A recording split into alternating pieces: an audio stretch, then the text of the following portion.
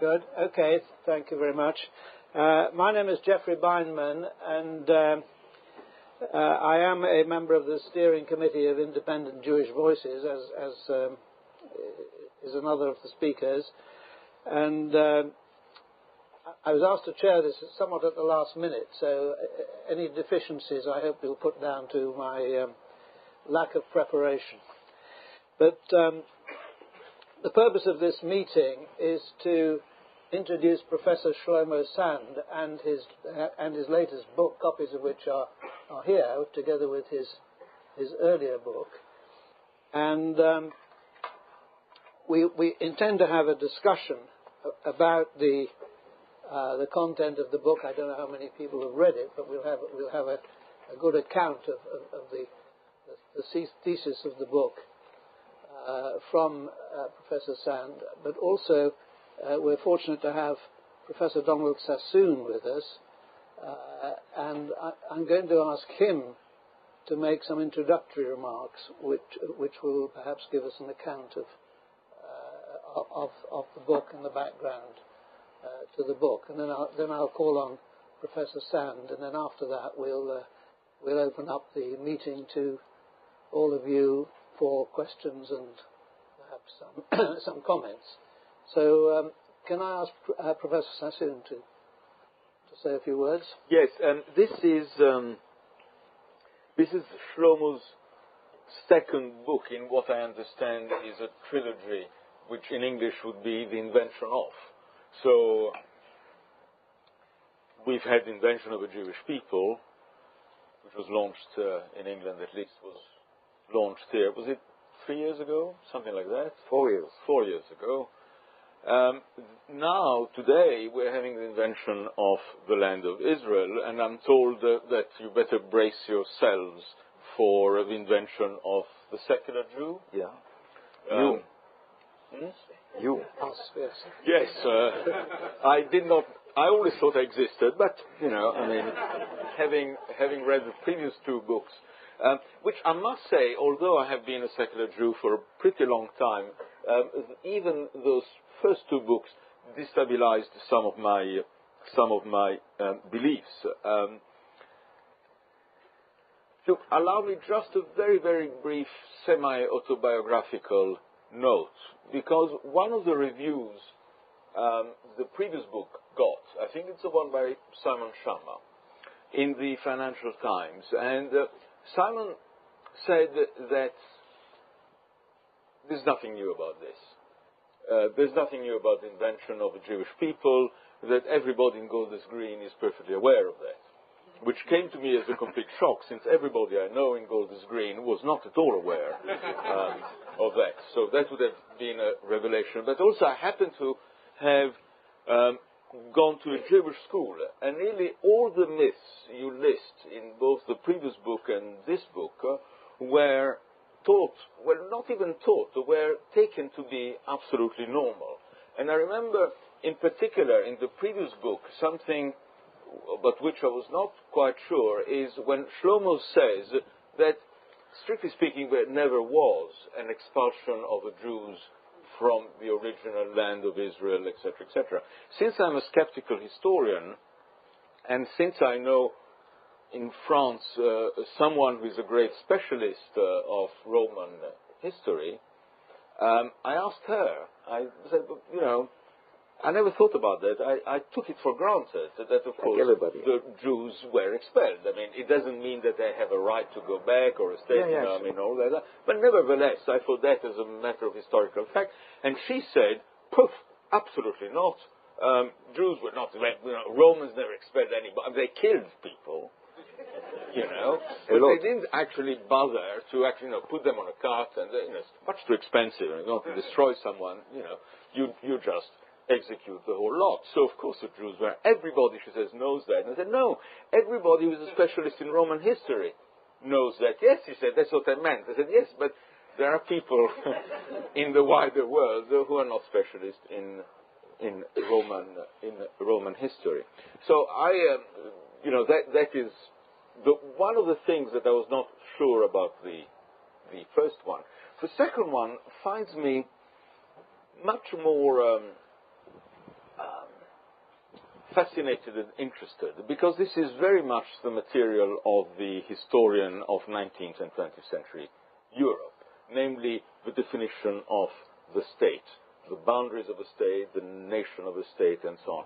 And I know you are an admirer of Renan, Ernest Renan, who wrote a very famous lecture back in 1882, Qu'est-ce que c'est une nation? What is a nation? Which, you know, there's a whole literature about that. And one of the things that Renan says, a celebrated aphorism, he more or less says that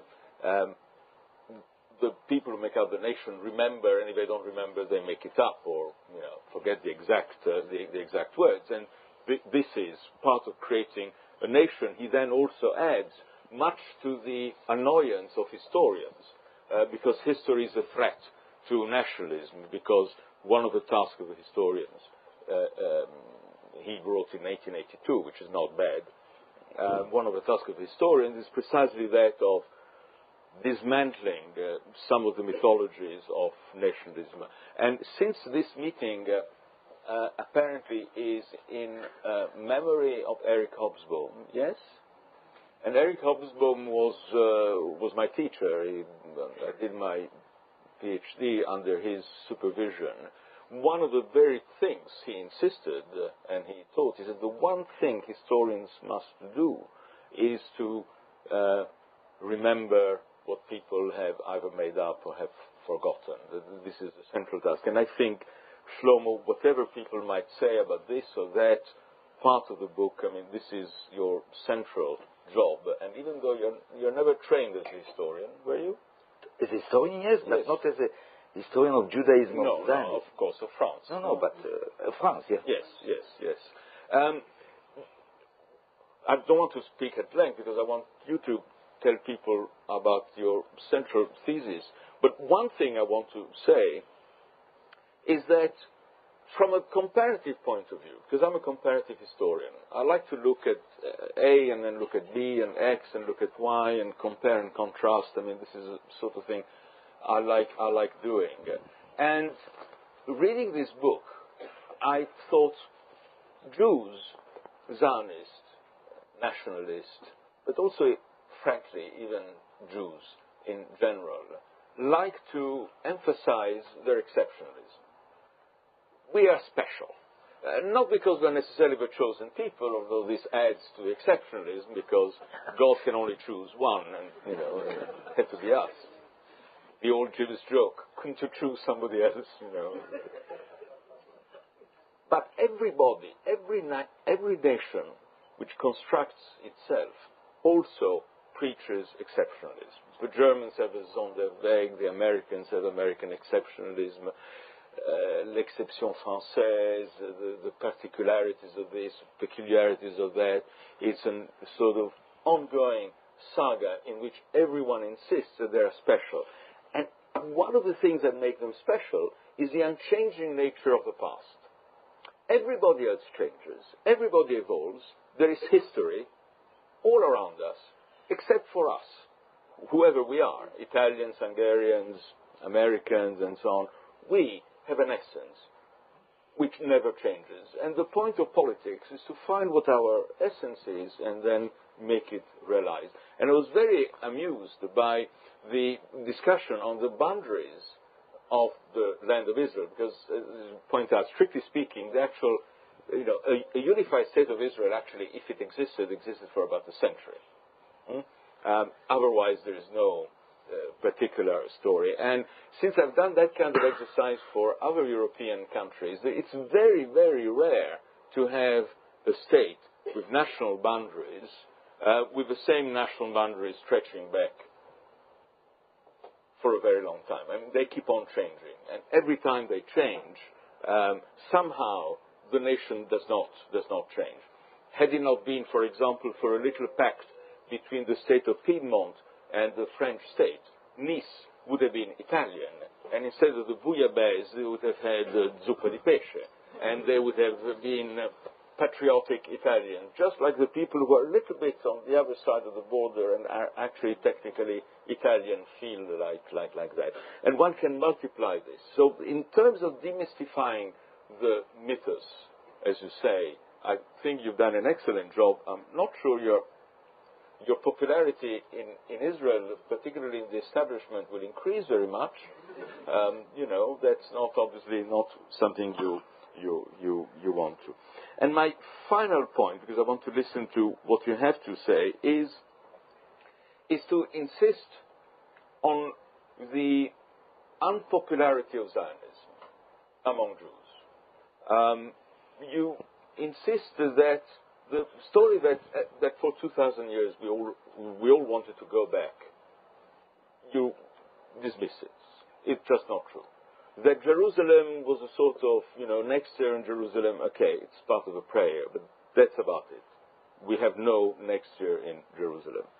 And even both liberal rabbis and Orthodox rabbis in the 19th century were anti-Zionist. In fact, the vast majority of Jews were anti-Zionist. And whether this would not confirm the increasingly held view that the real determinant of the construction of the present state of Israel and Zionism has been anti-Semitism. Had it not been for anti-Semitism, both in terms of the anti-Semitism, say, of Russia and the pogroms, the anti-Semitism, of course, during but before Herzl himself, after all, was a secular Jew and so on, and then decisive, obviously, the Second World War, which makes it. And in a way, we are looking at the failures of Zionism, in the sense that even though everybody now could go to Israel, even though there is finally a Jewish state, even though finally there is Jerusalem there, 10 million out of the 15 million Jews in the world have absolutely not the slightest intention to go there. They want to stay in America, they want to stay in Britain, in France, and so on and so forth. And finally, one last remark from my own background. I'm not, like many people here, an Ashkenazi Jew. I'm a Sephardi Jew. I was born in Egypt, and my family is Middle Eastern Jewish. My family left Egypt shortly after my birth, that is in 1947, for reasons which have nothing to do with politics But after 1956, most of the Jews who lived in Egypt left. They left because, of course, of the Suez Crisis. It had become increasingly uncomfortable. Some of them had been there for generations. They left. And we were then in Italy, and there was a constant stream of refugees going through Milan. And you know where they wanted to go? The rich ones went straight to Switzerland. The poor ones went to Argentina. Those who had relatives in the United States went to the United States, and an awful lot of them went to France. Very, very few went to Israel. So, from a point of view of the sort of program is, if something happens to you, then going to Israel is a sort of automatic reflex. It did not work. As long as I could go somewhere, they did. Russian Jews who could not go to the United States went to Israel. Moroccan Jews who could not go anywhere else went to Israel. The poor one. The poor ones. So that in a sense, Israel, one would redefine Zionism. This is the land for poor Jews and American Jewish religious people who have, Yeah. Okay. On that controversial note, can we now go on to Professor Sand? And I'd just like to say this, that this is really meant to be the launch of his latest book on the invention of the land of Israel, but his earlier book is so integrated with it that I think people would appreciate it if you could say a few words about the earlier book before you come on to the very shortly theme of the latest book. Yes. Very shortly. Yes. It's two parts of the same story in some way. And I wrote the first book because I got the full professorship in Tel Aviv. And I stopped to be afraid to write and to think openly about a lot of questions that bothered me for a long time before. Then when I got the full professorship, I decided to write the first one.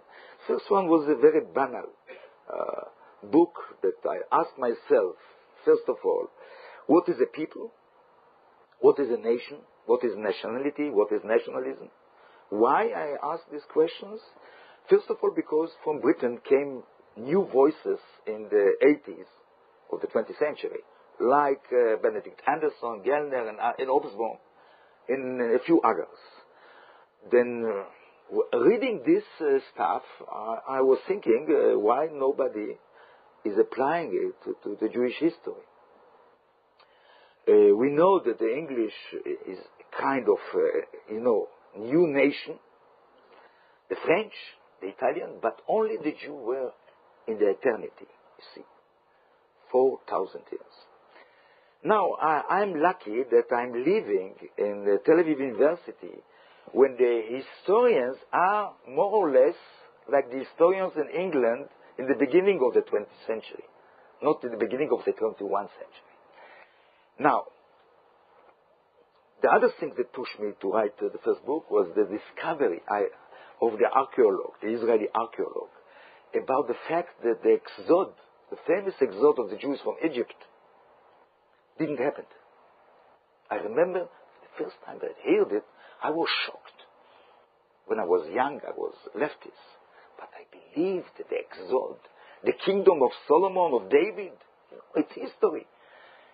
In knowing from the archaeologue that all this is myth, it never was a real kingdom of David and Solomon that covered all the land of Israel. Then I decided to start to attack the questions of a Jewish people, the existence of the Jewish people in a modern sense of the word people. It was simple. We cannot, I decide, to call all the cats, cats, all the dogs, dogs, in one cat to call them a dog. Why I'm saying it? Because we apply today the word people easily to a human group that has in common a kind of secular culture, daily practice and all this. Language, food, music, a lot of things. In the case of the Jewish people, we had not 200 years ago a common thing between a Jew from Kiev and a Jew from Marrakesh. In common, there is something very important, but it's religion, with all the practice around. But when we are going farther from the religion practice, we don't find something common between a Jew in Kiev and a Jew in Marrakesh. This was the starting of my work. Examine the Zionist historiography in seeing how it was built, constructed, the idea of a people. And you concluded very, very nicely the way that I worked till arriving to publish this book. By the way, the exile. I was educated. Not in a Jewish school in London. I passed all my years in Israel. The fact that the Jews were expelled from the land of Israel was the basic of my thinking about our collective identity. You understand? It was so deep. I remember the day that I read a little, very short article of somebody that said, no, the exile didn't happen. And I remember running to the library of our university that has a lot of books about the history of Jews. Really. And I was looking for one book, one research book about the act of the exile. And I remember I didn't find any book how the Jews were expelled from Judea, from Palestine. I didn't find even one book. I remember the same day running to a few of colleagues that are occupying with ancient history and asked them, I'm shocked. The exile didn't happen? And they told me, we never wrote that the exile happened. And I said, come out to the corridor, ask all the students. Everybody knows that the Jews were expelled from Judea 2,000 years ago. Yes, but it's not us. And then I started to understand what is nationalism and what is the technology of diffusing historical consciousness. I think that everywhere it exists, but it was very sharp to me. The technology to diffuse some historical knowledge without any basic of evidence. Now, I wrote a book. It was translated to 20 languages. It didn't finish yet. I mean, it's continued to work. And it was a bestseller in Israel. My colleague didn't like the book, but a student liked it very, very much. They bought it. I didn't become a rich person, but they bought it. It was 19 weeks in the bestseller in Israel. You see, we are a very strange country. Now, you mentioned before Simon Schama. I don't know him personally, but in the Financial Times, he was one of the first to attack me by saying, we know everything about this, but everything is not true. It's one of the arguments. Everything we know before, and everything is a lie. Now, he blamed me that I tried in my first book to cut the connection between Jews and the land of Israel. I was surprised because it wasn't my purpose. Really. I want to deconstruct, to decompose the idea of an ethnic, of a race that a lot of people, a lot of students around me believe in it. I didn't think about the land in the first book because I'm not so clever and I didn't understand at the beginning the insistence of the Jewish people is because people have lands. Religion don't have lands. It's very simple, very banal. And then, because of Simon Schama and a lot of other Israeli Zionist historians, I decided to write the second Terminator, Terminator 2, about the land. Now, a few things I knew before. I knew, as you mentioned very nicely, that the Jews 2,000 years ago didn't want to go there. And today, I begged Woody Allen to come to live with me in Tel Aviv. But he preferred the Goys. Woody Allen, yeah? Mm-hmm. Now, not in the past and not in the present, Jews didn't want to go to Palestine. They didn't want to go to Palestine because Judaism, the place of Palestine in Judaism, is not at all the place of Palestine in Zionism. There is a deep, deep contradiction between Judaism and Zionism. In some way, Zionism is a kind of opposition, a complete opposition against Zionism. And the fact is, when Herzl established the Zionist movement, all the Jewish establishment, Orthodox, Reform, Conservative, were against Herzl. You know the Lubavitch today, that are very, very Zionist, very nationalist, very patriot. But the great rabbi of Lubavitch in the beginning of the 20th century was one of the first anti-Zionists in the Jewish establishment in the Russian Empire. To give you one little story. You know, Herzl wanted to unify the first Congress of Zionism in Munich. How is it in English? Munich. You know, Basel was a little city in Switzerland. He wanted in Munich. Then he started to prepare the Congress in Munich in 1897. And then a petition. There were 80 rabbis, great, important rabbis in Germany. Between the 80 rabbis of Germany, 78 signed that they will not accept a Zionist Congress on the land of Germany. Only the two of them didn't sign. 75 signed. They will not accept a Zionist Congress on the land of Germany. They were between all the important rabbis of Germany. And the poor Herzl was obliged to go to Basel in Swiss. We are lucky, by the way, if you are seeing deeply. It's very, very good that the Congress, the first Zionist Congress, wasn't established in Munich. If you understand me. It's important.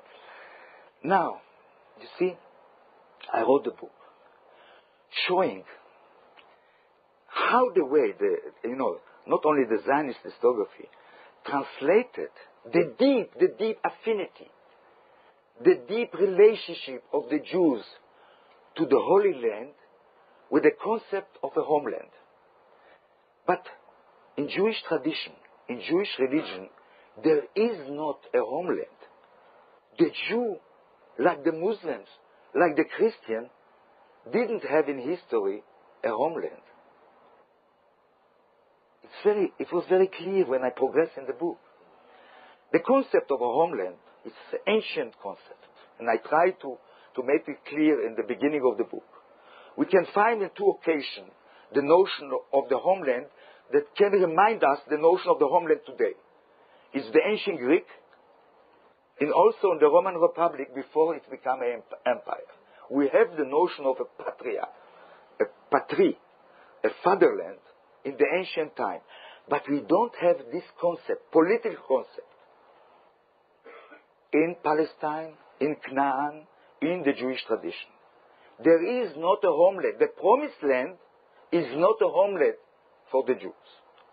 The reason that they didn't emigrate 2,000 years to Palestine was clear. The relationship to the Holy Land was a metaphysical relationship. People don't want to go to live in a holy place. You are not very religious here. You don't understand what is to live in a real holy place. It's difficult to make children, to be ill. Can you imagine all the things that we are doing daily in the daily life? To do it in a holy land? A Jew couldn't accept it. In the Talmud, very, very clearly forbidden the Jew to go collectively to Palestine. The only way to go to Palestine, like my grandfather, was to go to die there. In my grandfather, I mentioned it at the beginning of the book. In the beginning of the 20th century, my grandfather sold everything that he had, didn't give a dime to the children, took the money and went to Jerusalem. He's buried in the Olive Mountain. Under the Olives, yeah. The Mountain of Olives. The Mount of Olives. He's buried, I think, till today there. You know why? He didn't emigrate to Palestine to live there. He emigrated to Palestine to die. Why? Because after the Jewish tradition, the people that are buried, the Jews that are buried near Jerusalem, they will wake up in the redemption, the first one. In my grandfather was like, the guys that try to cut you from the right. He jumps the queue. Yeah. You understand? You want to be from the first one that wake up. You have to understand. Next year in Jerusalem is not to emigrate to Jerusalem. It's the redemption. With all the death. With all the death. As you know, the Jews didn't accept the Messiah, Jesus Christ. This is the reason that they couldn't become Zionists. The idea of Zionism started not in Judaism. It's your fathers that invented Zionism. You, the British. By the way, it started in the Puritan Revolution in the 17th century. The first idea to send Jews to the Palestine, because the redemption will start, the real redemption will start when the Jews will be sent to Palestine. We can find in the 17th century in the Puritan Revolution the idea that the Jews has to go there. From the 17th century till the 19th century, it started to develop here in London. In the middle of the 19th century, the father of the idea of Zionism wasn't Herzl at all. It was Lord Shaftesbury. You know, this slogan, a land without a people without a land, is not at all Jewish. It's British. It's British. Sorry? No, it's British. Okay. It's British. There are historians. Sorry. You don't think it's a good idea? This is the reason it's German? No. But by the way, Shaftesbury was the guy that diffused it largely in the audience, in the British audience, British journalism. Maybe he didn't invent the idea. But you know, the evangelists from the 19th century had a lot of influence of political persons in Britain. I will make it shorter. 1917. Lord Balfour, Arthur Balfour, give the declaration, the letter to Rothschild, you know. He sent a letter November 1917 to Rothschild saying a homeland.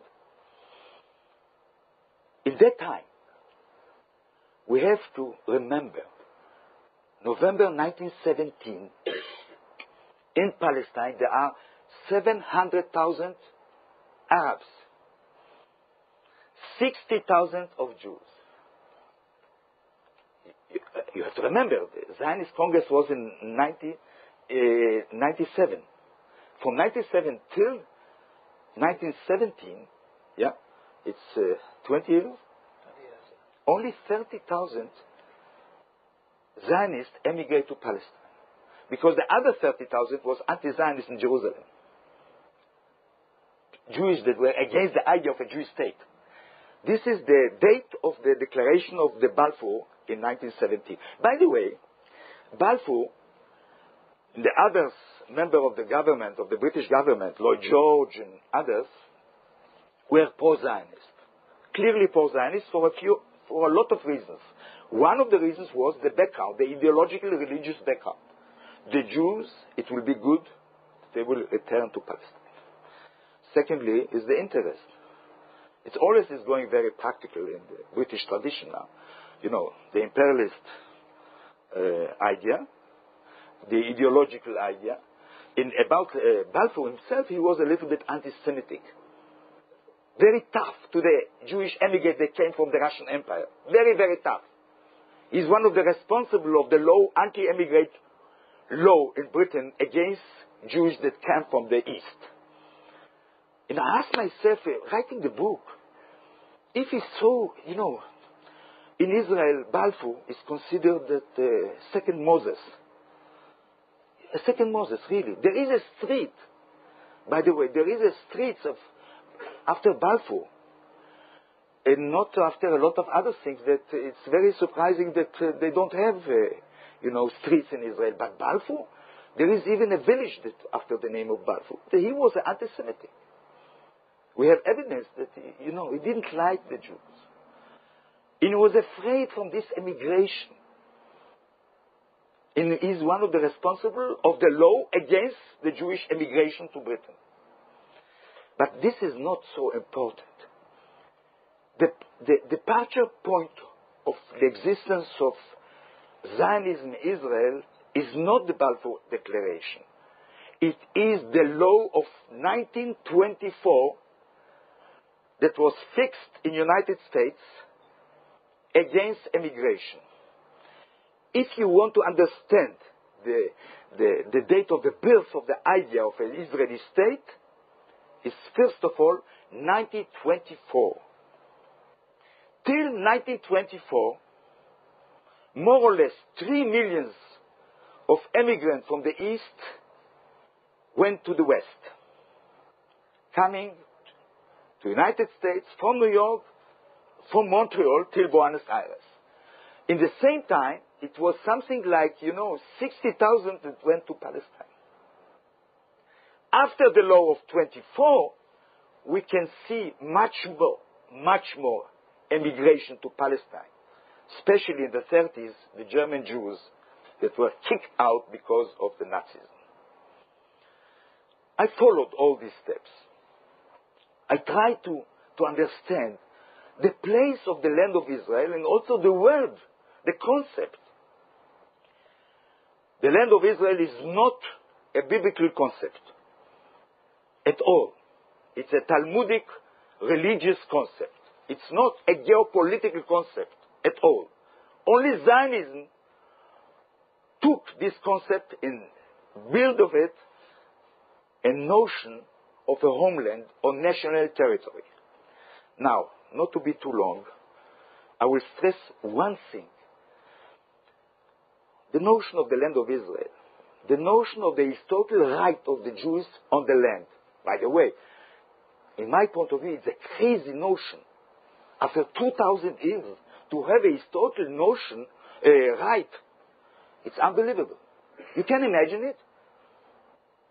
If we will try to fix the world after the historical rights of people on lands, we have to support the Serb when they try to destroy the Kosovar.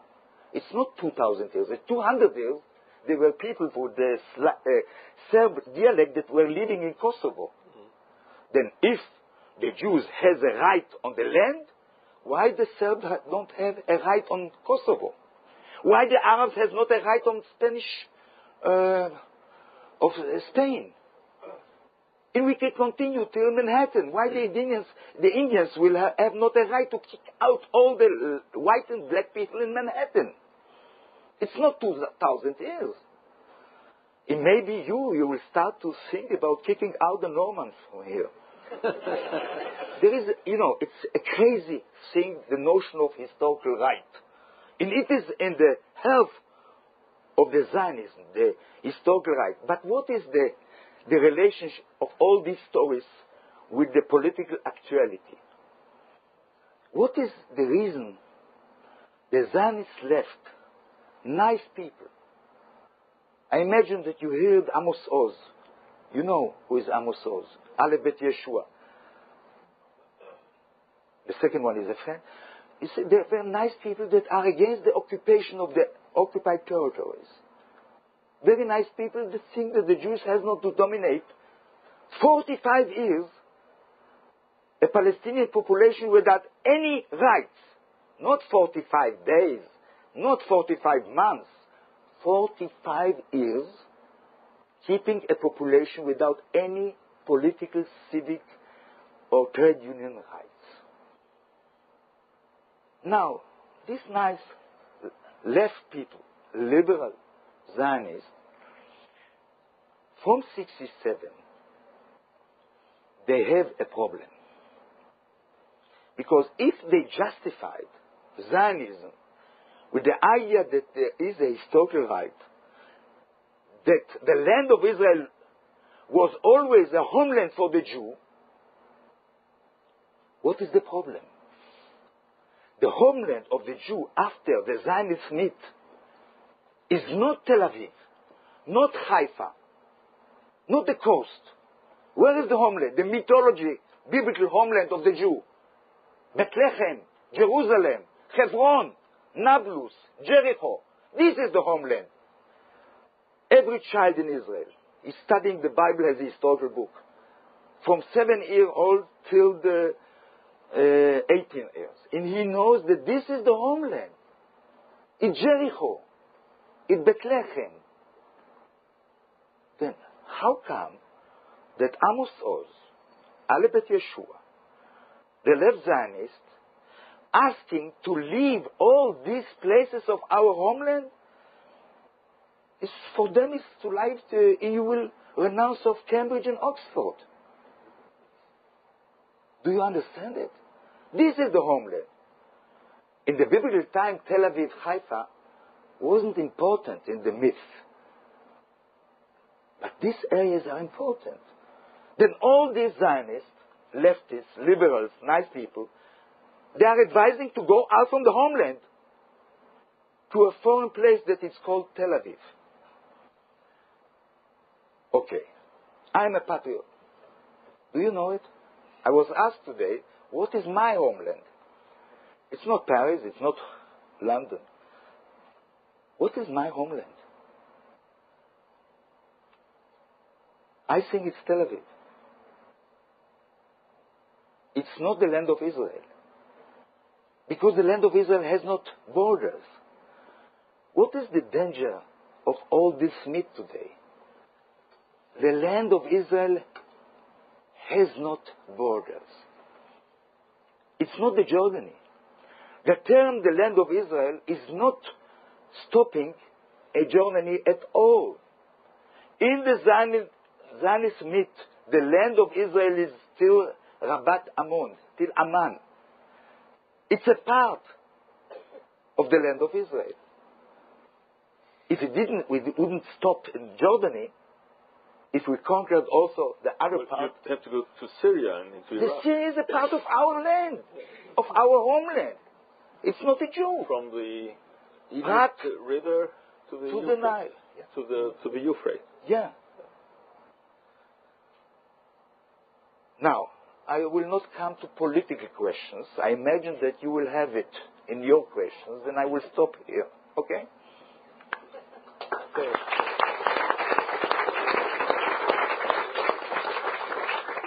Well, thank you very much indeed for that. And I think we'll now open the meeting to questions. There'll be quite a few of those. I'll take that one there. There's a hand there.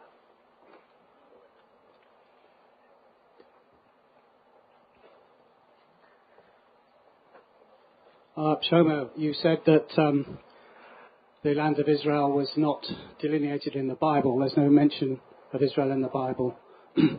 I would point you to Ezekiel chapter 47, Ezekiel 40 verse 2, Samuel 13:19, and Chronicles 34:7. Israel is mentioned several times in the Bible. And how many? So is Judah. Now, I didn't interrupt you. Don't interrupt me, Shlomo. Okay. Excuse me, could people identify them? Jonathan Hoffman. Thank you.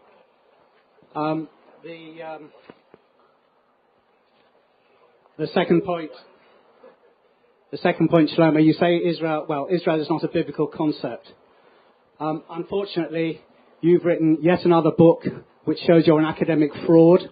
You cherry-pick sources that you pretend proves your point. You even take them out of context when you suits you. The only people who believe you are those who've already made up their minds that Zionism is the root of all evil. You're a charlatan, Shlomo. Thank you. You can answer that. Yeah. I will answer very, very shortly. You know, we are lucky today, because of the internet, to have search machine. How we say it in search machine? Search engine. Search engine. You know, the Bible is online. You know it? Also the New Testament. Don't be afraid. The Bible is online. Now, after this meeting, I advise you to go at home, to put the term land of Israel. By the way, you've had your say, Mr. Hoffman. No, you're not. Sorry that I interrupted you. You will continue all the evening because of it? Now, I repeat one thing. I ask you. 11 times in the Bible we have the concept of the land of Israel. Most of the places it's clear that this is the land of the kingdom of North, Israel kingdom, not Judah. Jerusalem is not a part of the land of Israel in the Bible. I insist. There is sentence that it's not clear, but there is others in the 11th sentence that mention the term land of Israel. It's clear that Jerusalem is not a part of the land of Israel. Because the land of Israel, because it wasn't a concept of land of Israel. Now, if 11 times you can find the land of Israel, you will find more than 50 times the term land of Canaan has a term of this place. Now, you can find there 25 times, I think. Don't catch me with numbers, of the land of Judah, but not the land of Israel. Now, there is a discussion. It's a biblical term or not. Now, do you know the names of Joseph Flavius, the great historian, Jewish historian, that were living after the Bible. Do you know the book of the Maccabee? Yeah. By the way, in the Puritan Revolution, it was a very popular book because Cromwell saw himself a Judah, the Maccabee. Anyway, the book of Maccabee, Joseph Flavius, Philon from Alexandria, all the literature of what he called the Second Temple. There is not even one sentence that mentions the land of Israel. This concept didn't exist in all this literature. And I repeat, Joseph Flavius, the book of Maccabee, Philon de Alexandria, all the things that we have after the Bible, the name of the land of Israel doesn't exist, my friend, my Jewish friend.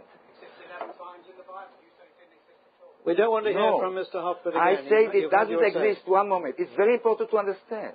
It doesn't exist as the term that applies to this territory, to the promised land. You understand me?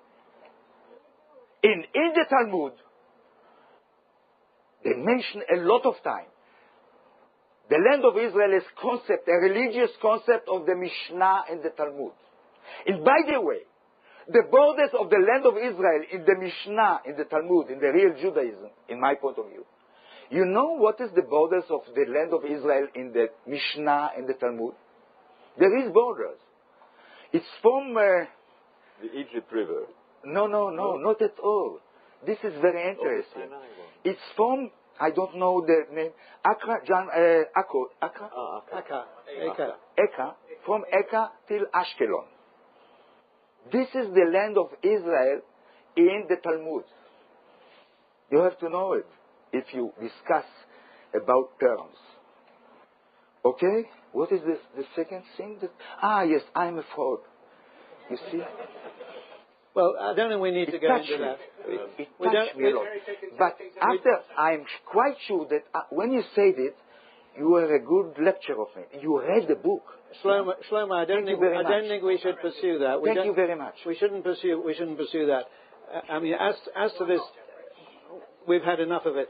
As to the detail about where land of Israel is mentioned or not mentioned, read the book and do your own research. But I think we can move on from that point. Now, okay. Can we have another question on it?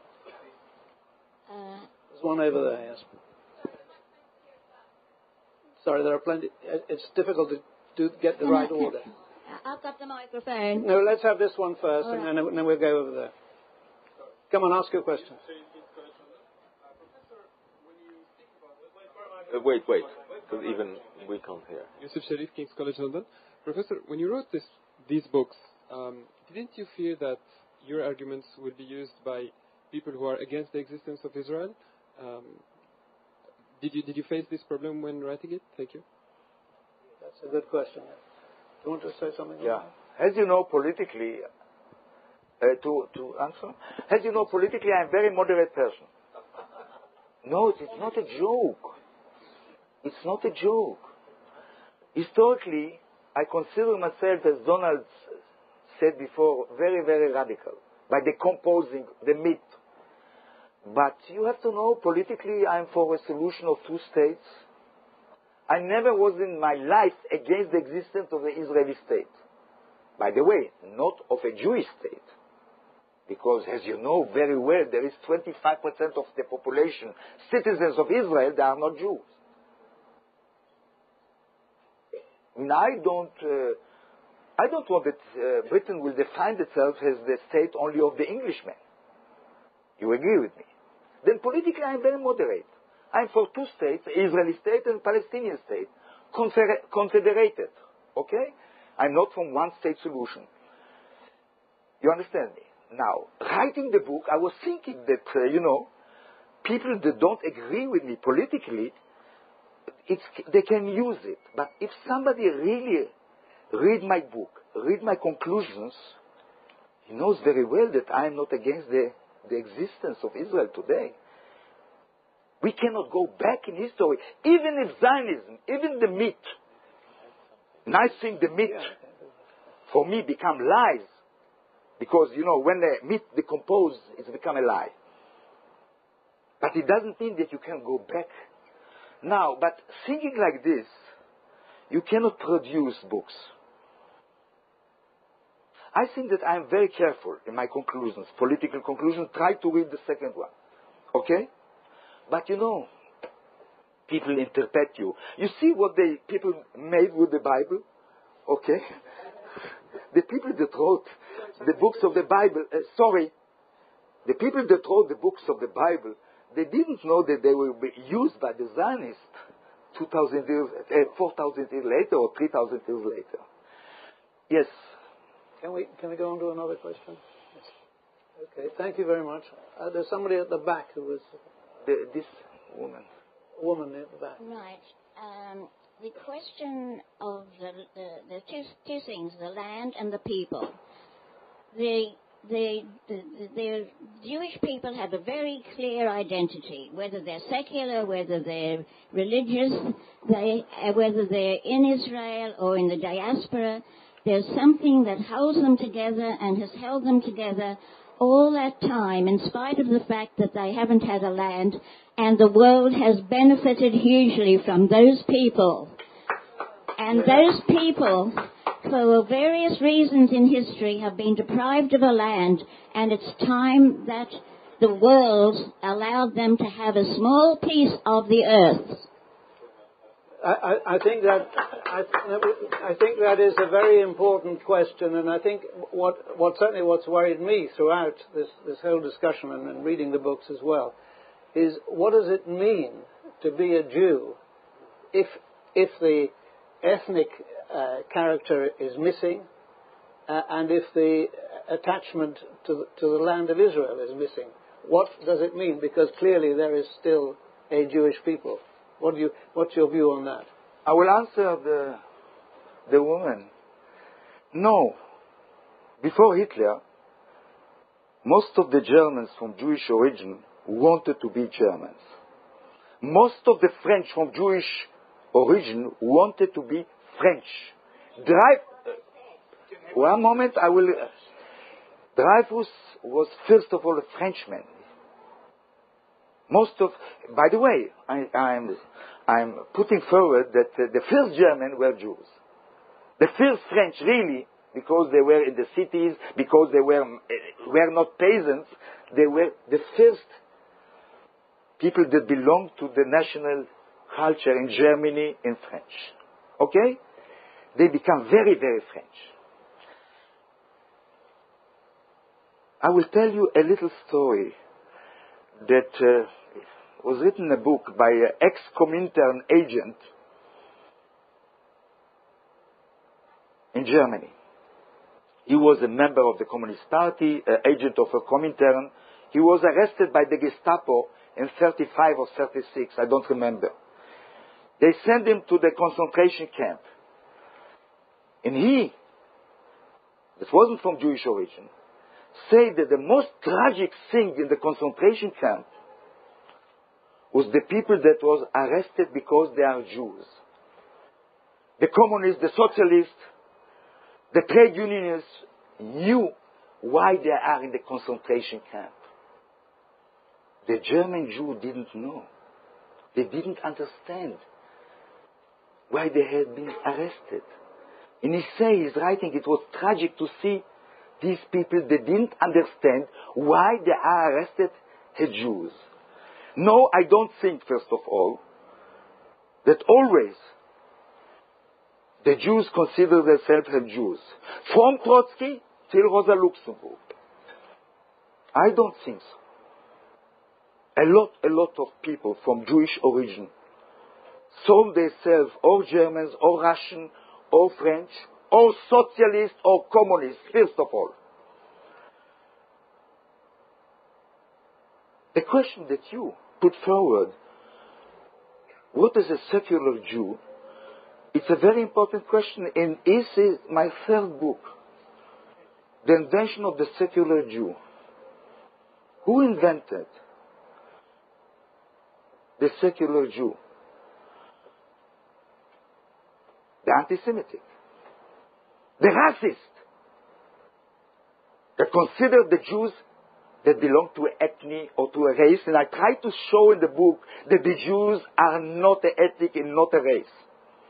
They are like everybody else here, a mix of a lot of origins, a lot of colors, a lot of cultures.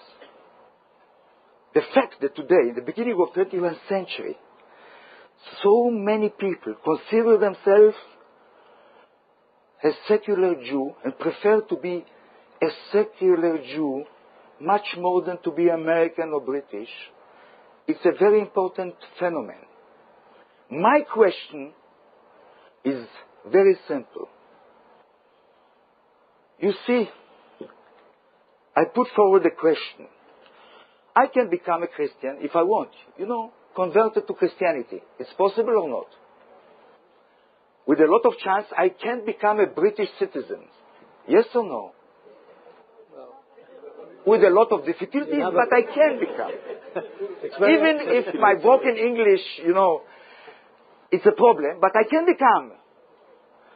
I can become a member of the Labour Party or not? Even a conservative I can become. I can become Muslim. My question is very, very simple. How come that I can become a secular Jew if I'm not born with a Jewish mother? It's possible? Yes, convert. But I'm an atheist. My mother is not Jew. And I want to belong to this club, to join the club of secular Jews. What is the way to join the club? Yes, I know, in the Russian Empire, nobody wants to join the club. In Vichy, under Vichy, nobody wants to join the club. Before Auschwitz, nobody wants to join the club. But today, when we are in the side of the strong people, the Americans, first of all, the Europeans, what is the way to join the club? To become a secular Jew? There is a possibility. Now, this is a long discussion. It's not so simple what I put forward. It will be my next book. One thing I decided in the beginning of the 21st century. You see, I become more and more old like everybody here. And before approaching the exit, the sortie, I decided that I don't want to belong to exclusive clubs, only to inclusive clubs, that everybody can join the club. Why I decided? Because I came from a Jewish background, and I know very well the history of the Jews in the 20th century. I don't want to belong to your secular Jewish club because it's an exclusive club and not an inclusive club. And there are a lot of many that want to join the club today. Now, not only this, I am living in a state that defines itself as a Jewish state when 25 of the people there, the citizens, are not Jew. I cannot accept it. Especially that I am privileged there.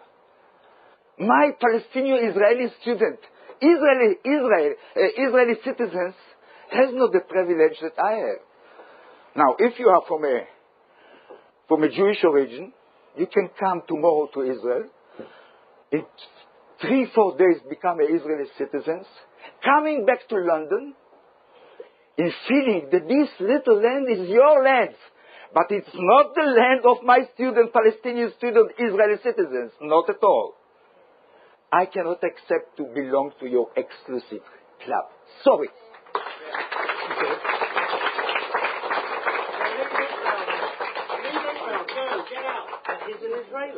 I'm Israeli. Can I just say one thing? I want to make Israel a state like Britain, a state of its citizens. All the citizens, not from the chosen, your chosen. Mr. Hoffman, please, we've had enough from you. Leave if you don't like it. You want that I will join you in London? You asked me to join you in London. Don't advise it. It will be much more problems for you in London when I will be near you. Ignore him. Don't He's a descend. troublemaker. Don't get upset with him. Just one administrative thing. Nobody's told me when this meeting is supposed to end. 8:30. Well, I was proposing to stop at 8:30 in any event. So we've got another. Sorry if I 20 was minutes or too so. long. No, that's quite all right. Okay. Well, let's have another question. We've got somebody up at the back there. Professor, can I remind you of a lovely statement of Queen Victoria to Mr. Gladstone? She said, "My dear Mr. Gladstone, it really doesn't matter a jot what you think of me. What matters is what I think of you."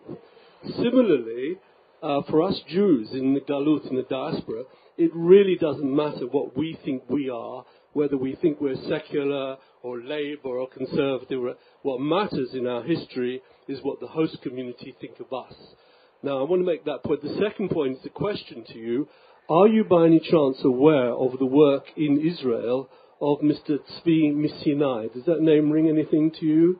I met him. You met him, you know him. So anyhow, for the audience, he's written a book called Brother Shall Not Lift Up Sword Unto Brother.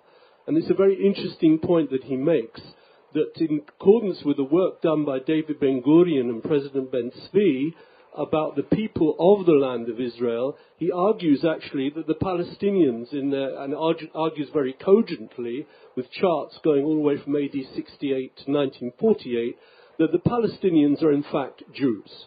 And a lot of the people have vestigial Jewish customs in their families and tribes and traditions. And I know that the Shomronim, the Samaritans up in Nablus, have had Judaism in Israel unbroken for over 2,000 years. And a lot of the people who live in Shechem are in fact Shomronim, Samaritan, or Jews.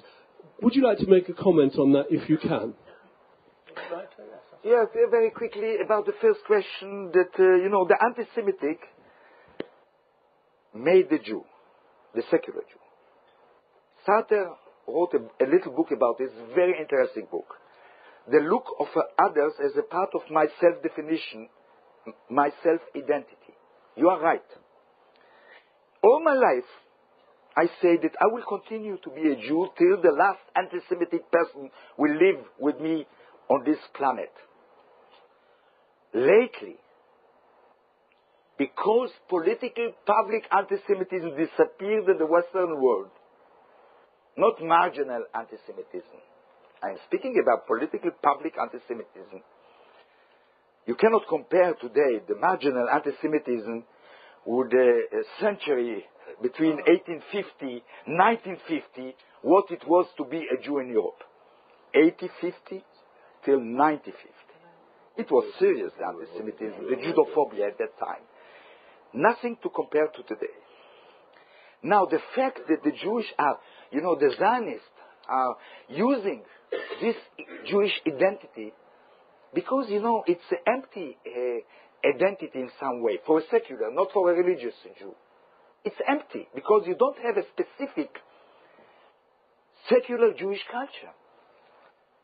There is not a future with this identity that is empty. I'm not speaking about religious Jews.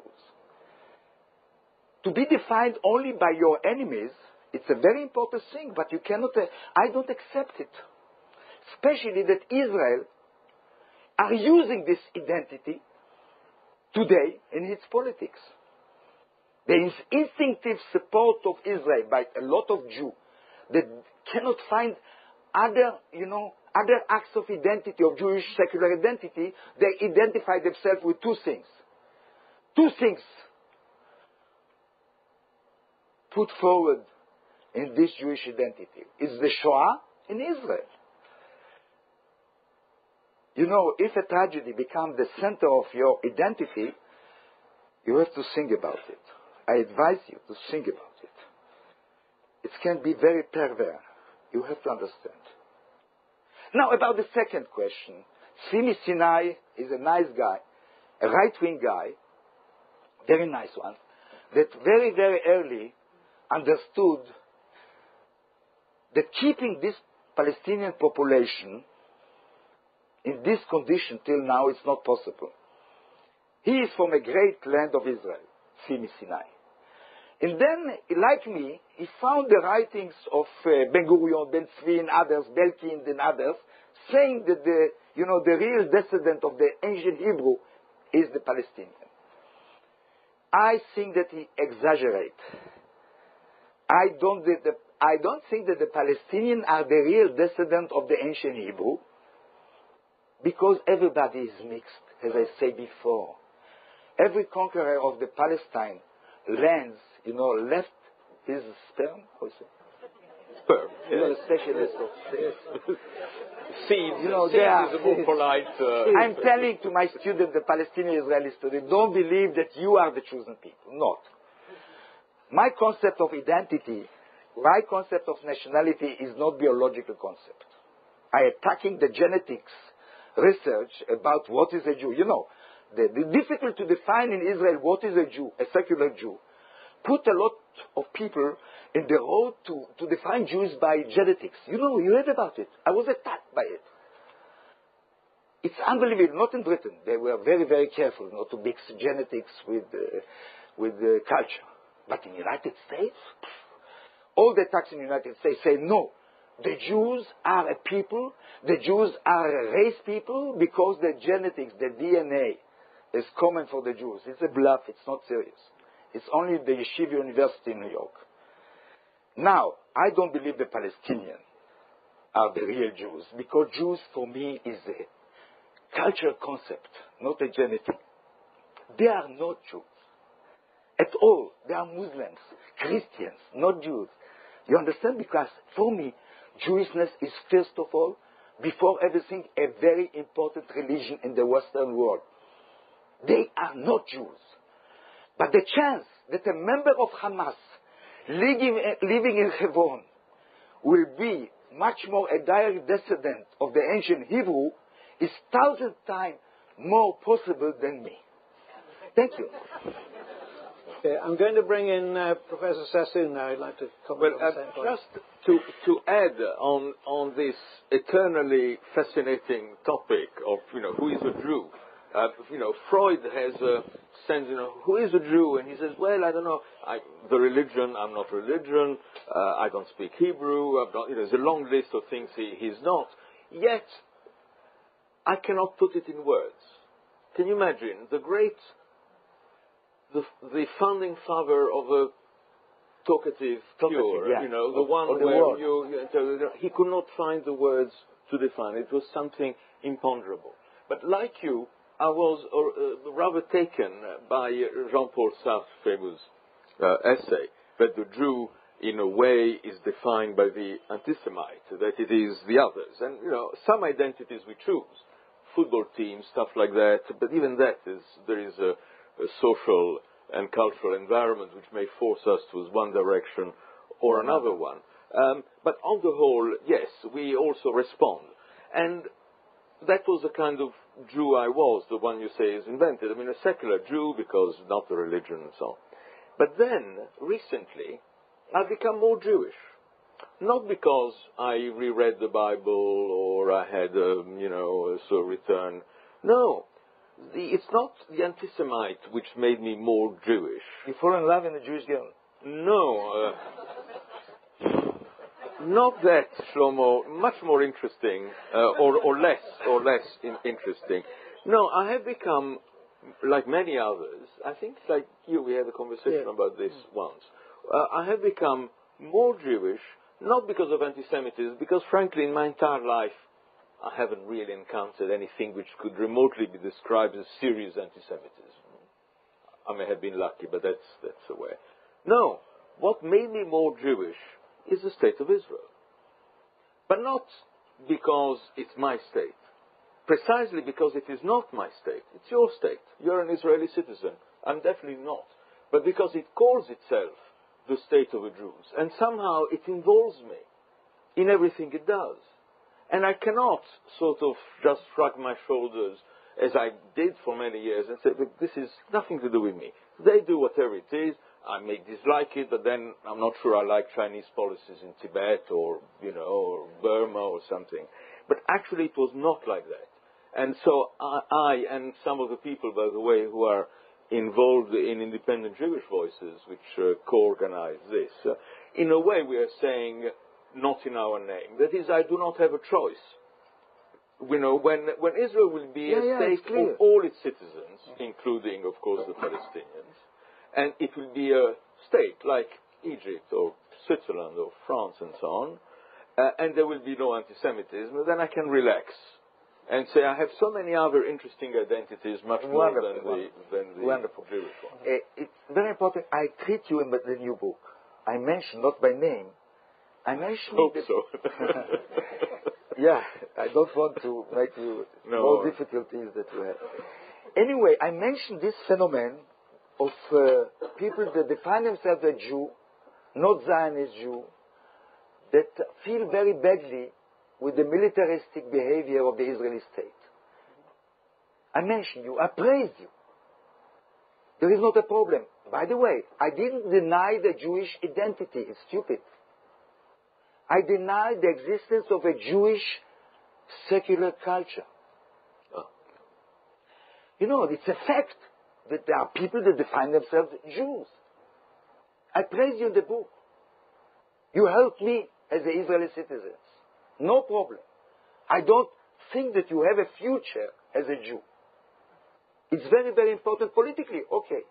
I remember in 1982, I was a student in the war of Lebanon. I was a student in Paris. And suddenly Pierre Vidal-Naquet called me and said, Shlomo, we are organizing a demonstration before the Israeli embassy against the war.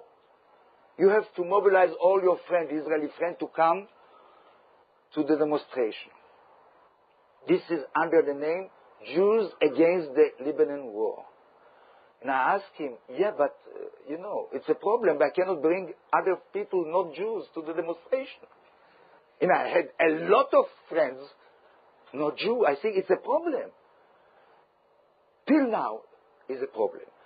But, I praise you, the book, that you exist. It's very important. Against anti-Semitism. But one thing is important. If you think, because of your position, because of your origin, because of your sensibility, that you have more a right to accuse, to attack, to critic Israel than non-Jew, this I'm against. You understand me? Mm-hmm. If you take the right to criticize Israel more than a non-Jew is doing it, I cannot accept. You understand me? No, but I don't think that you have a right more than a non-Jew to criticize the militaristic, racist attitude of the Israeli government today in face of the Palestinian people. But I appreciate a lot. I belong, by the way, Jewish for the peace in the Middle East in Paris. But I say that it is, conjectural. It's, it's a passager. You understand? Transitory. Transit. Yeah. It's not. I have a Jewish past. I have an Israeli present. In my desire to have a universalistic future. I have a Jewish past. I came from Jewish origin, from Jewish culture origin. It's clear for me. Yeah. But my present is the Israeli culture. There is an Israeli theater. There is an Israeli cinema. There is a literature, Israeli literature. There is not a Jewish theater. There is not a Jewish cinema. Harold Pinter, your Harold Pinter, was a British playwright from Jewish origin, East European Jew. But he didn't write Jewish plays. I admire Harold Pinter. And even if he had written Jewish plays, like, say, Webster or others, where the characters are Jews and so on, there will be British Jews. Exactly. Usually British Jews from Germany or Poland or Russia. I mean, I say this because there is a sort of, when people talk about Jewish sense of humor, they think Woody Allen, they think American sense of humor. Well, that's Jewish-American sense of humor. Wonderful. Not only this, I will, in the book... Jewish food. Well, it depends. In the United States... In Morocco, they didn't have a Jewish food. Exactly. It's certainly not my food, frankly, which is much better than the sort of Polish stuff. Now, look, we've got very little time left, so I want to give more people a chance to to comment and ask questions. Now, would anyone else like to comment? Okay, there you are then. Now's your time. Professor, I congratulate you on your lucid deconstruction of the myth of ethnicity and state. But I have news. The settlers aren't going back. And besides, there's room for them in the West Bank. There's no problem. As long as the Palestinians can inhabit Israel. So why not the one-state solution? You want a universalistic approach, after all. It's very simple. To a one-state solution, you need the agreement of the Israeli society, Jewish Israeli society. You cannot build one state without the agreement, the consensus of the Israeli Jews. You accept it. To kick out the Israeli army from the occupied territories, we don't have to wait to the agreement of the Israeli society. But to build one state, logically, you need the agreement, the consensus of the Israeli Jews. Now, you really believe that one of the most racist societies in the Western world, they will accept to become from a day to tomorrow a minority in their own state? You really believe in it? I would like to hear voices from Israel. Yeah, but I told you. You see, you understand. It's not sometimes, as a historian, I have to stress it, events in history has bad influence, models have bad influence. The French Revolution, the Bolshevik Revolution, had very, very bad influence of the process of the development of the socialism Europe, in my point of view. South Africa as a model make a lot of difficulties in the left, in the Western world. Because, they found a solution in South Africa for one state between white and blacks. Everything is supposed to be okay. But there is a big difference between South Africa and Israel. The whites in South Africa couldn't live without the blacks from economical point of view. The Zionism was much more clever than the Afrikaners, much more clever. They build a society and economy with the principle of pure ethnization. You understand? They don't depend on the force of labor, Palestinian force of labor. You understand? Only the march. They can live, the Israeli society, without the Palestinian. This is the reason that I stress that the notion of one-state solution morally is the best solution. It's clear for me. I'm living much better with Arabs today than with people like us. But I'm a realist. I want to live in the middle. You understand me? I don't believe in a one-state solution. Because you cannot convince today. Now, the world, and even the Arab League, accept the existence of an Israeli state in the 67 war. You know it. I think that everybody here that is afraid from this conflict, dangerous conflict, not far from here, because of the existence of a nuclear attack, had to support a solution of two states, but not a Jewish state and an Arab state. An Israeli state with all its citizens and a Palestinian state of all its citizens. By the way, the settlers that want to continue to live in their settlements in the West Bank, they can become Palestinian citizens with equal rights. And when I meet Palestinian representatives, I say, this is not the issue. If they want to become a Palestinian state like British citizens, it's okay. Without all this privilege in water, in land, and also the fact they are the owner of this land of Israel. You understand me? Yes, if settlers want to continue to live in a Palestinian state, I am for it. I want to get rid of them. Okay, well, I think, unfortunately, we've now come to a point at which we need to bring the meeting to an end. There's still a lot of questions, I know. Perhaps I can just take one more question. We've got a couple of minutes. I haven't taken so many from the back. There's somebody right at the very back. I will come back with the next book, okay? Then we will continue. Yeah, come back with the next book. Just one question from the back. Ashley Dickinson, Christian Friends of Israel.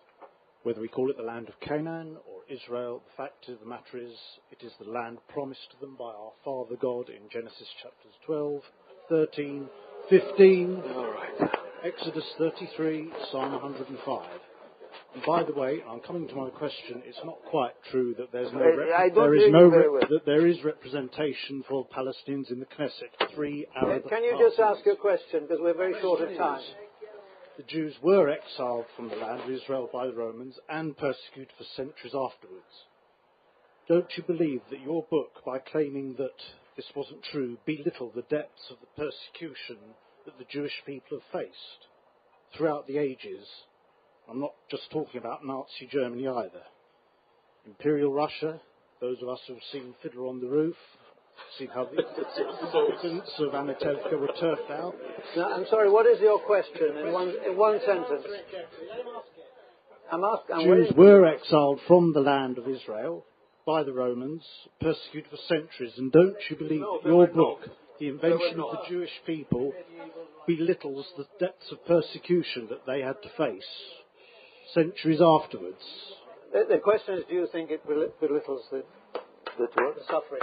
Does what you're saying about the exile belittle the suffering that the Jews have suffered since? The Jews suffered under the Christian domination in the Western world.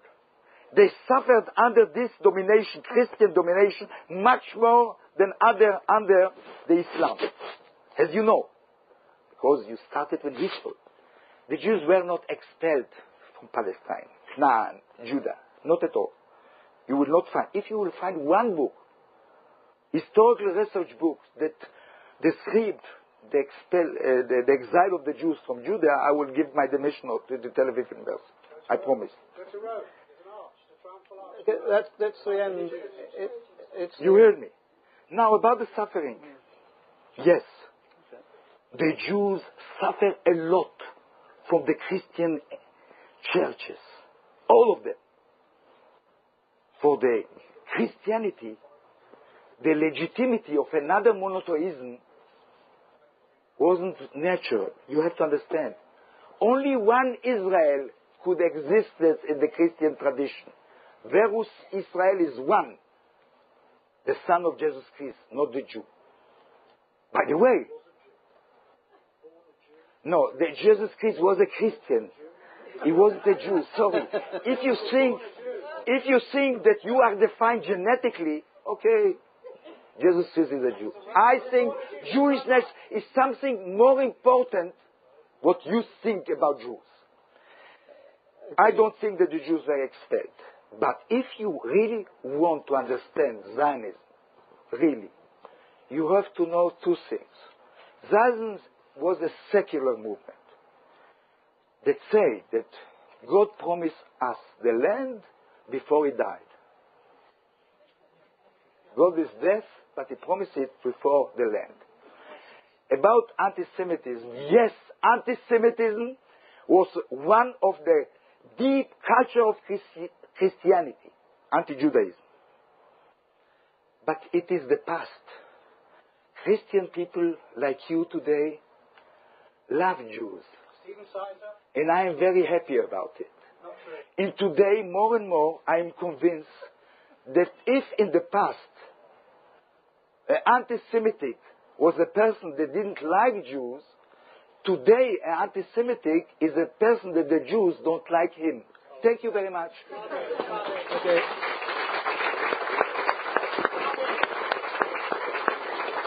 Thank you very much. Well, I'm going to bring this meeting to an end.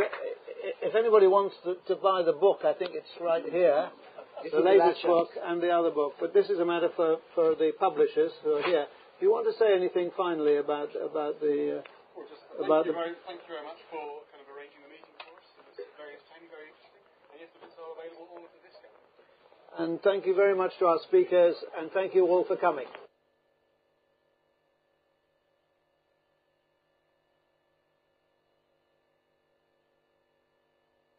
Jews were expelled. I mean, it doesn't mean that they have a right to go back or a state, I mean, all that. But nevertheless, I thought that as a matter of historical fact. And she said, poof, absolutely not. Jews were not, Romans never expelled anybody. They killed people, but they didn't actually bother to actually, put them on a cart, and it's much too expensive. And you want to destroy someone, you just execute the whole lot. So of course the Jews were. Everybody, she says, knows that. And I said, no, everybody who's a specialist in Roman history knows that. Yes, he said, that's what I meant. I said, yes, but there are people in the wider world who are not specialists in Roman history. So that is one of the things that I was not sure about the first one. The second one finds me much more fascinated and interested, because this is very much the material of the historian of 19th and 20th century Europe, namely the definition of the state, the boundaries of a state, the nation of a state, and so on. And I know you are an admirer of Renan, Ernest Renan, who wrote a very famous lecture back in 1882, Qu'est-ce que c'est une nation? What is a nation? Which, there's a whole literature about that. And one of the things that Renan says, a celebrated aphorism, he more or less says that the people who make up the nation remember, and if they don't remember, they make it up, or forget the exact words. And this is part of creating a nation. He then also adds, much to the annoyance of historians, because history is a threat to nationalism, because one of the tasks of the historians, he wrote in 1882, which is not bad, one of the tasks of his... Good. Okay, thank you very much. My name is Jeffrey Beinman, and I am a member of the steering committee of Independent Jewish Voices, as is another of the speakers. And I was asked to chair this somewhat at the last minute, so any deficiencies I hope you'll put down to my lack of preparation. But the purpose of this meeting is to introduce Professor Shlomo Sand and his latest book, copies of which are here, together with his earlier book. And we intend to have a discussion about the content of the book. I don't know how many people have read it, but we'll have a good account of the thesis of the book from Professor Sand. But also, we're fortunate to have Professor Donald Sassoon with us, and I'm going to ask him to make some introductory remarks, which will perhaps give us an account of the book and the background to the book, and then I'll call on Professor Sand, and then after that we'll open up the meeting to all of you for questions and perhaps some comments. So can I ask Professor Sassoon to say a few words? Yes, this is Shlomo's second book in what I understand is a trilogy, which in English would be The Invention of. So we've had The Invention of a Jewish People, which was launched in England, at least was launched here. Was it 3 years ago? Something like that? 4 years. 4 years ago.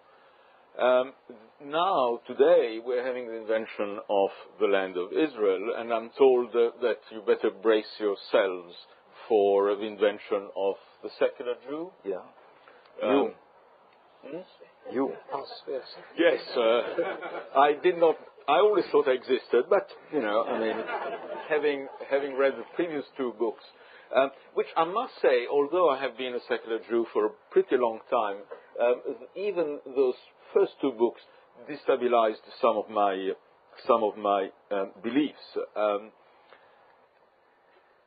So allow me just a very, very brief semi-autobiographical note, because one of the reviews the previous book got, I think it's the one by Simon Schama, in the Financial Times, and Simon said that there's nothing new about this.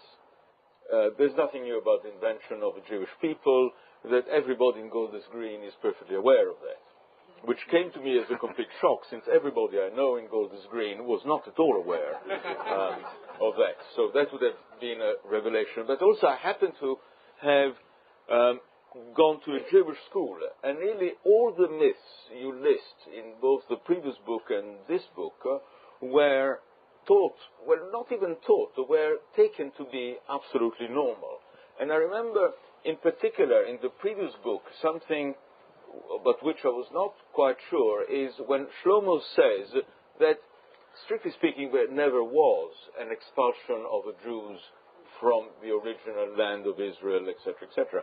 Since I'm a skeptical historian, and since I know in France someone who is a great specialist of Roman history, I asked her, I said, you know, I never thought about that. I took it for granted that, of course, the historian is precisely that of dismantling some of the mythologies of nationalism.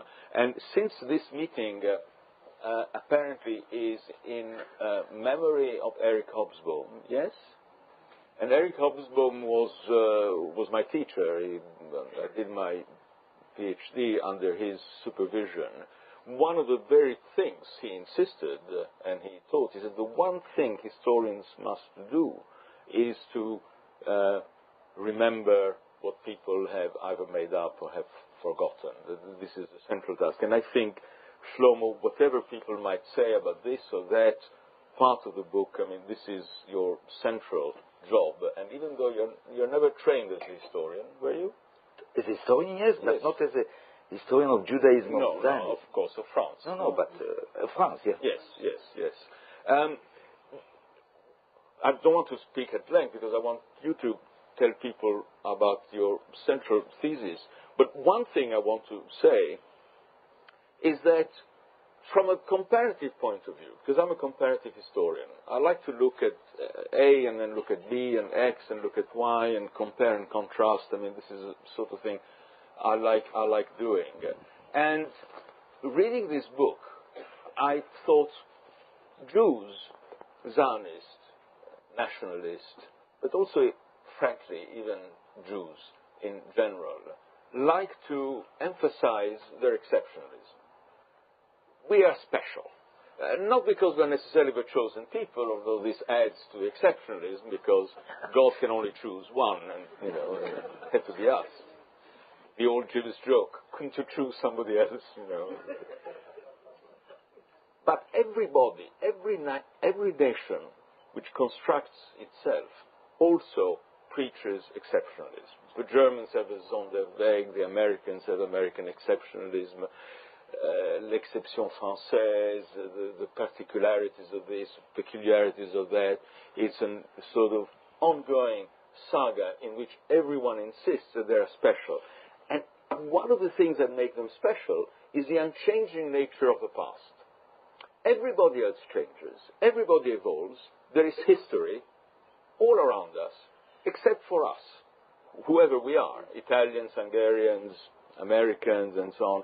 We have an essence which never changes. And the point of politics is to find what our essence is and then make it realized. And I was very amused by the discussion on the boundaries of the land of Israel, because, as you point out, strictly speaking, the actual, a unified state of Israel actually, if it existed for about a century. Otherwise, there is no particular story. And since I've done that kind of exercise for other European countries, it's very, very rare to have a state with national boundaries, with the same national boundaries stretching back for a very long time. I mean, they keep on changing. And every time they change, somehow the nation does not change. Had it not been, for example, for a little pact between the state of Piedmont and the French state, Nice would have been Italian, and instead of the bouillabaisse, they would have had zuppa di pesce, and they would have been patriotic Italians, just like the people who are a little bit on the other side of the border and are actually technically Italian feel like that. And one can multiply this. So in terms of demystifying the mythos, as you say. I think you've done an excellent job. I'm not sure your popularity in Israel, particularly in the establishment, will increase